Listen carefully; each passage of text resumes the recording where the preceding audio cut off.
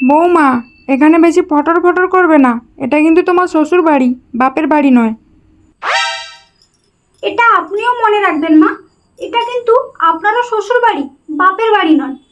হ্যাঁ, মাঝে মাঝে আপনি এটা ভুলে যান না। বৌমা, কি বসে আছো? আমাকে একটু চা করে দাও না।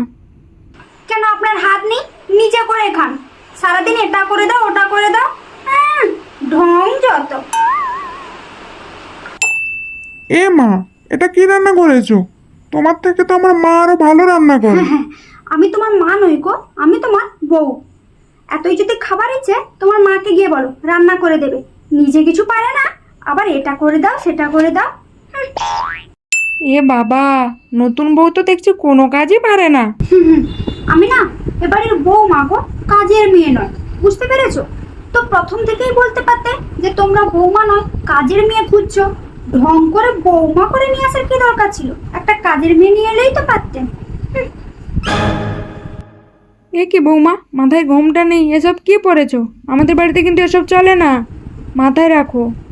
ওসব নিয়ম না আপনার কাছেই রাখুন, আমাকে বলতে আসবেন না। আমার যেটা ইচ্ছা আমি সেটাই করব। আর আমাকে বেশি কিছু বলতে এলে না, আপনাকে বস্তায় বেঁধে ওই পচা পুকুরে ফেলে দিয়ে আসবো।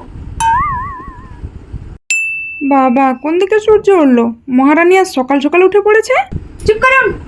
আপনাকে কে বললো আমি সকাল সকাল উঠে পড়েছি? এই আমি সবেমাত্র ঘুমোতে যাচ্ছি, বুঝতে পেরেছেন? আর হ্যাঁ, আমাকে 12টার আগে ডাকবেন না কিন্তু, তাহলে কিন্তু আপনার খবর আছে।